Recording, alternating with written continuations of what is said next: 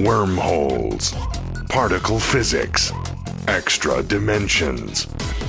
Are the wonders of so-called reality really what they appear to be? Or do we exist in an elaborate hologram? Is our universe the result of random activity or the result of intelligent design? If a creator was involved, can we discover him through our perception of divine order? This is Into the Multiverse with Josh Peck. Lying and tricking and bluffs. Oh my! Welcome to Into the Multiverse. With me in studio, my lovely, beautiful wife, still pregnant wife. Yes. Still, always, forever pregnant wife. He's getting heavy. He can come anytime. Anytime. That's why we're recording some programs ahead of time. So today we're talking about secrets of CERN. We've done a couple episodes on CERN. Yes. But this one. There's some stuff floating around online. Yes. Before we get into all that, though, where can people find us online? Okay, before we get into the crazy stuff, you can find us on youtube.com and / into the multiverse. Or you can go to skywatchtv.com, scroll down on the right-hand side until you get to that lovely picture of you and I. And you can click on that, and it will take you right to our YouTube channel.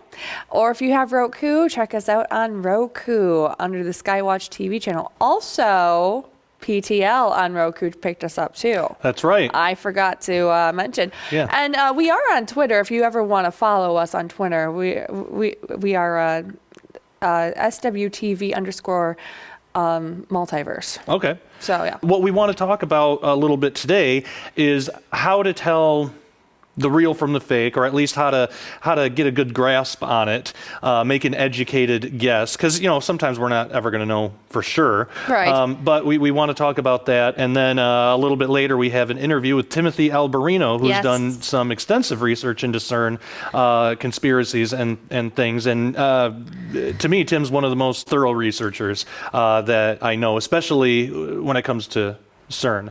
He doesn't just fall for everything, but he doesn't dismiss everything either. So that's important. And it is important. You and I have done extensive research on quite a lot of things that have been floating around this past year, even in the past couple of months.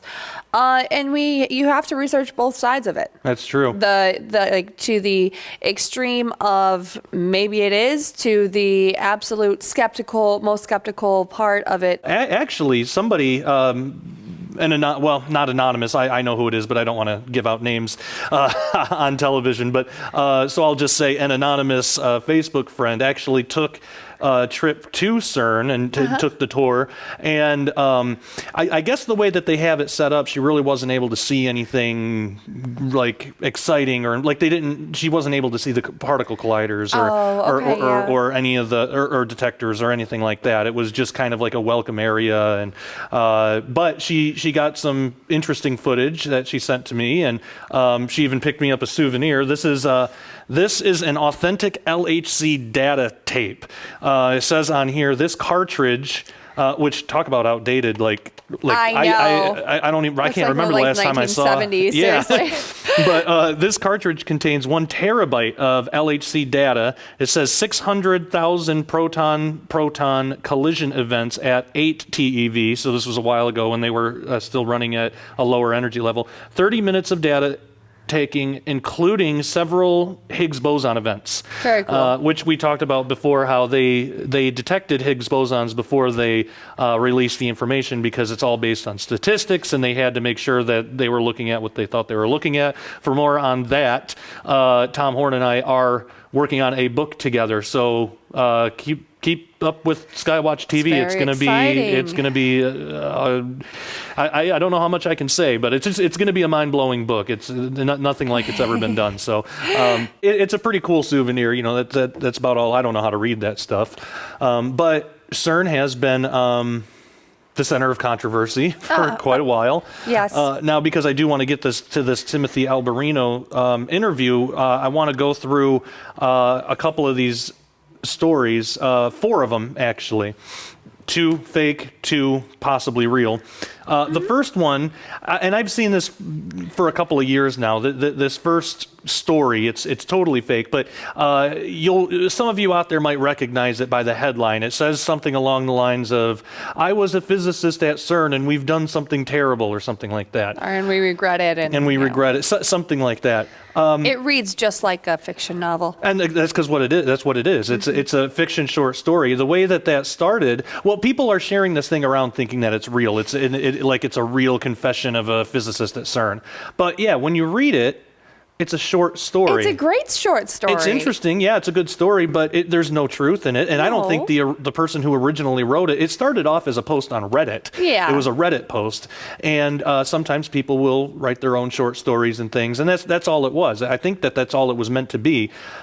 But for some reason, somebody got a hold of it and thought, hey, I'm going to spread this around and say that it's true. It's true, right. And it's still getting spread around. It's been years. It has been years. Fact check everything. Yeah, and that's one of the easiest things to do in cases like this, because you can actually just take, what you do is you just take the headline, Google it, and find the date, find where it was first posted. You can even click on the news tab on Google and find out where it originally came from, and then that'll give a better idea of. And that's how I did. I mean, it was only 2 or 3 minutes worth of work, and I don't think that people that are sharing it are necessarily doing it maliciously. I think just most people don't know, and because where in the world are we ever taught how to be researchers, you know? I had to learn this stuff through trial and error and through asking advice from other people. It's the internet. It has to be real if you'll read it on the internet. Yeah. No, no, I'm joking. Some people do kind of believe that. I used to believe that. Well, years and years and years ago. Yeah, But, you know, because it's like it's information instantly at our fingertips. And, you know, if somebody posts something, it's so easy to, instead of research it, just believe it. Yeah. You know, and instead of like, well, that's kind of crazy sounding. I don't think that's really. Yeah, it's good to have a healthy amount of skepticism. Oh, yeah. And another fake thing that's more recent is this whole human sacrifice at CERN video. Yeah. And this you've done more research into this than I have. Because when somebody posted it online, I could instantly, the red flags went up. Oh, yeah. Why is this? And I had the sound up too, because I wanted to hear what was going on. Oh, and for those of you who might not have seen it or have no idea what we're talking about, it's basically this home video that supposedly shows a satanic human sacrifice in front of the CERN building by that Shiva statue. And it is so staged, and it's not even a good. Staged. But anyway, continue. But anyway, this person is just filming outside this window. It's focused on the, in the area where the statue is. And then you start to see people in cloaks come over to the statue. And white tennis shoes. Pure white tennis shoes. What Satanist would wear pure white tennis shoes to a sacrifice? I don't know. It clashes with the black robe. It's just not stylish. Joking aside, it was clearly, it was staged, because he's recording before anybody comes over to the statue. Yeah. He's an American student, because you can hear him talking clearly in perfect English. And when this young lady, what appears to be a young lady, willingly sacrificing herself, she's also in a black cloak, and she lays down willingly, and then you can see a knife. But before you actually see it go down and do anything, the student starts freaking out. The camera goes every which way, like a what are those movies? Like found footage movies. Found footage movie. That's what it is. Yeah, it's a technique to cover up something that they don't have the special effects to handle. And the camera's going all around, and even like you can kind of clearly see like an Indian curtain or something that appears like to be a dorm room when the camera's going all over the place. Even a reflection in the window. Yeah, and the guy has like a screensaver of the LHC in his computer. Yeah, he has a screensaver of the LHC. Yeah. So American student, appears to be a dorm room. Believe it's all, it's clearly staged. Somebody needs some acting lessons. Yeah. Well, and see, the reason that we kind of, and it's not that we're trying to insult anybody, but people will use these, they'll create these type of viral videos knowing that they're playing on people's fear, because the more that gets shared around and the more it gets watched, the more money that person gets. It's called clickbait. We call it clickbait. And that's what you see with these articles. Yep, and you hook it up to like an AdSense or something where if how many clicks or how many views it gets, you get paid money. Yeah. And they're making money off of it. You know? And don't get us wrong. We don't think that there's anything wrong with AdSense or monetizing your videos. No. I mean, we do it. But the difference is when you're spreading lies to to make money. That's where it's wrong. And I do want to point out that clearly reenacting a satanic act like that still isn't right. Yeah. And it can still open up a doorway. Oh, sure, yeah. And so I am not excusing it whatsoever. Clearly it's fake, but it is also wrong. Yeah, it's wrong. It's just solely for the purpose of making money on people's fears. Yes. Which obviously we're totally against. Now again, we monetize our videos, but we also provide information for free. You know, we give our email address at the end of every episode. If somebody has a question, they can ask us and we'll answer. We're not going to charge anyone for that. So we provide information for free. But we're not spreading lies or intentional, and that's what a lot of these articles, especially with CERN, a lot of these articles and a lot of these videos, that's what they do. Right. They sensationalize things so it'll get shared around, and the more clicks they get, the more money they get, and it's a problem. Yeah. So we all need to be good researchers and be able to vet this stuff and source it before sharing. And if you don't know, you can ask somebody who does. That's totally fine. You're more than welcome to ask me, jpeck@skywatchtv.com. I'll be happy to answer. I get messages just about every day from people with questions, and I'm happy. Both do. Yeah, and we're happy to look into it. Absolutely. Now, there are some possible real things, and I say possible because even though I believe these next two things that we're going to talk about are real, I still don't know all the ins and outs of everything. Right. Now the first one was, and this video went viral because it was just downright creepy. This tunnel opening ceremony near CERN. The parade. This was like this was a ways back. Yep. Yeah, it was some kind of parade. Now this wasn't anything that was staged. This actually happened. It was clearly a parade going on. There was lots of people there watching it. It went through different, just really weird events that would take place. I mean, anything from, and they did show like beheadings, like not real beheadings, but they were reenacting beheadings in the parade. Yeah. Looked like something like a false Christ,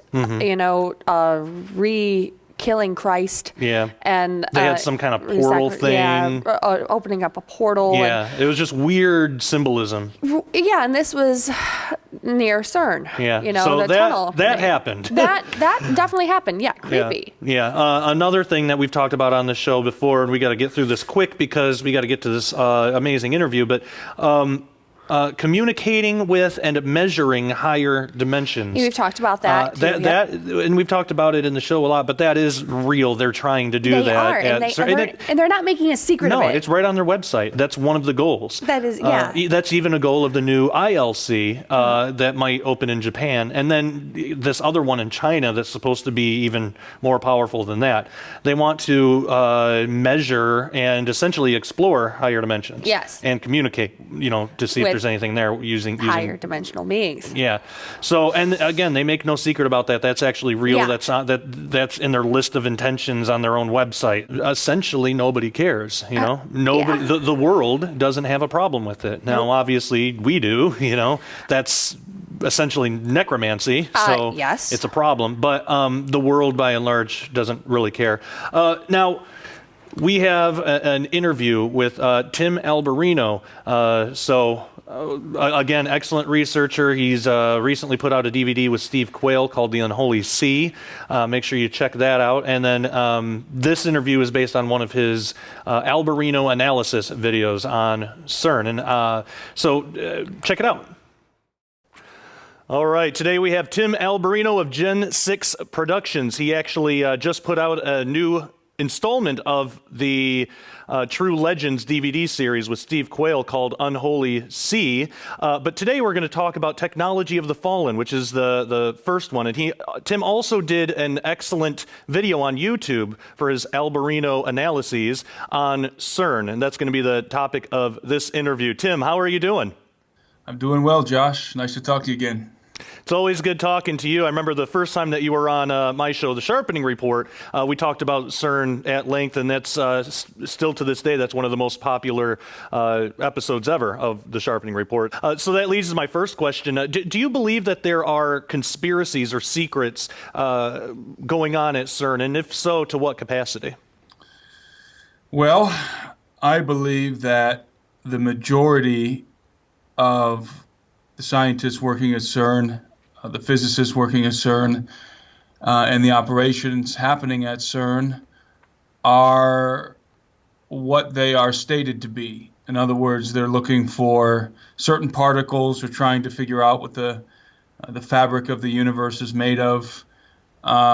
Certainly, most of the scientists working at CERN are completely involved in this kind of activity without any other prerogative whatsoever pertaining to the darker, more mysterious, one might say occultic side of what might be going on at CERN. So if there is a conspiracy with CERN, it's a very small faction that knows about it and that is controlling the information. You don't need everybody that works in a particular operation to have the understanding or the knowledge of what the end game is for the information that they're collecting. In other words, the scientists, the particle physicists that are running the experimentations in CERN, in the Large Hadron Collider, are collecting data that, in their minds, is being gathered for a particular purpose, and that may in fact be true to a degree. But there might be a hidden level, again, involving a very small faction of people that are using the data for reasons that are wholly unknown to the majority of those who are involved in the project. And this is, by the way, how many of these clandestine operations all around the world function, whether it's the CIA, the NSA, whether it's the secret space programs, or even NASA. There's always a small echelon of individuals, and in almost every case, these individuals are involved in the occult at some level, and that has been borne out in many books that have been written, many documentaries, and so forth. So the answer is yes and no. Yes, there is an occultic conspiracy, I believe, at CERN, an occult conspiracy, but it is unknown to the vast majority of people involved in CERN. What can people do to prepare for what's ahead? Well, I think there's a preparation for a believer, and then there's a preparation for the general human race. Obviously, the earth is going to enter a time of turmoil, whether you believe in prophecy or not, Bible prophecy or not. It is evident that something is fomenting, just even on a geological level. The Earth is entering a time of turmoil, and certainly on a geopolitical level. The nuclear, the threat of nuclear holocaust, of a nuclear apocalypse, becomes more relevant and more dire every day. It's not decreasing; it's only increasing. And of course, the technology to wage that kind of a war is becoming more accurate, more deadly every day. So, on a very practical sense, in a very practical way, we ought to be, first of all, informing ourselves of what's going on, and second of all, taking appropriate practical measures for ourselves and for our families, which would, of course, include food, water, a plan, probably ammunition and firearms as well, and a plan of what you're going to do if the need arises. And whether or not the need arises, this is just it's a logical contingency to have these kinds of things in place. But let's switch to somebody who is obviously not just a human being, but happens to be a human being who believes in the gospel. And in this case, we're told what to do. Besides those practical things, we're told what we ought to be doing. I believe in the book of Revelations, in John's Revelation, when we're counseled by God to buy from him three things. We're told to buy from him gold refined in fire. We're told to buy from him white raiments. And we're told to buy from him eye salve. And to buy eye salve so that we might see. So obviously the gold that we ought to be storing up treasure in heaven and doing whatever it is that we're called to do. The white raiment, that we might be pure, living in accordance with the morals and values and precepts that were laid by Jesus and by the apostles. And eye salve, the thing that's most overlooked, is to me very compelling, because the eye salve we buy from the Lord so that we might see. And it's not a specific thing that we're supposed to see, it's that we might see in general. In other words, we have a problem. We're blind. We're not seeing well. We need to buy from him eye salve so that we might see. So waking up, unplugging from the matrix, so to speak, is not only a good idea. I believe it's part and parcel with the gold and the white raiment. In other words, it's something that we as believers living in this modern age should be doing. In other words, we need to be waking up. We can't be complacent. We can't be lethargic. We need to understand the context of the world in which we live, and we need to wake up, again, in a very matrix kind of dynamic, unplug ourselves from the apparatuses, the media apparatuses, and the educational apparatuses that are doing the very opposite, that are indoctrinating us and that are causing us to be lulled to sleep. We ought to be awake.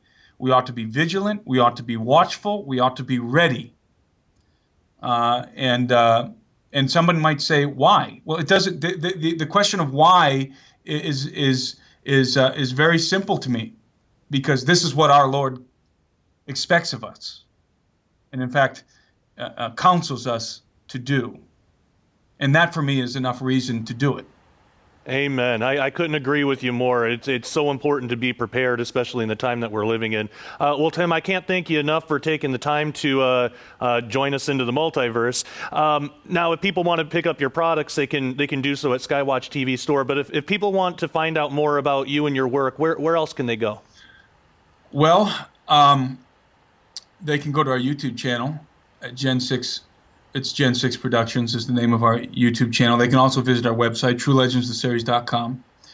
And as you said, our DVDs are available in Skywatch TV's store, and including our newest film, The Unholy Sea. Fantastic. So people watching, check them out on YouTube and make sure to subscribe. I know I push YouTube subscriptions a lot on this show, but it's important and it's free. So make sure you do that. Well, again, Tim, this has been a great talk as always. It's been a pleasure and an honor to have you on the show. We'll have to do this again sometime. Yes, thank you for having me on the show. No problem. All right, and we are back. I hope you enjoyed that. If you want the full extended interview, we had to cut out quite a bit because, it's an over 20-minute long interview. If you want the extended interview, go to youtube.com/intothemultiverse, and you'll see a playlist that has extended interviews. So you can check out every time we do an interview, we usually, unless it's an in-studio guest, but if it's something through Skype or an in-the-field interview, usually we have more than what we can use for the show because we cut the show to network length. So because of that, we put a lot of extra, the bonus features, you could think of it like that, in our YouTube channel. So make sure you subscribe. Well, we are running out of time. I would love to talk more about this, but we have to prepare for recording more episodes. If this is the first time somebody's watching and they weren't just instantly turned off by my corny joke there, and they're interested in learning more about Into the Multiverse, where can they find us online? Yeah, check us out, please do. Don't forget to subscribe when you do check us out. It is youtube.com/Into the Multiverse, or you can go to skywatchtv.com. Scroll down on the right-hand side, and then you will be able to see a picture of Josh and I. Click on it. Takes you right to our homepage on YouTube. Or Skywatch TV channel on Roku. We're also available there. And again, find us on Facebook, Twitter. Just type in Into the Multiverse. You see a picture of Josh and I. That's us. That's us. And again, please check out the extended interview with Tim Alberino. There's just a lot that I had to cut, unfortunately. So it's not. I'm the one that edits these. I don't. When I edit the interview, I just try to edit it to length. So it's not like the best of that interview is in the episode. It just can't work like that. You know, the way the editing works. So if you're watching the interview and you enjoyed it and you think that's the best that there was. Not true. There's so much more. Make sure you check out that extended interview and check out the others too. There's plenty on there. So if you have suggestions for shows, email me or questions, jpeck@skywatchtv.com. And until next time, thanks for watching. Take care and God bless.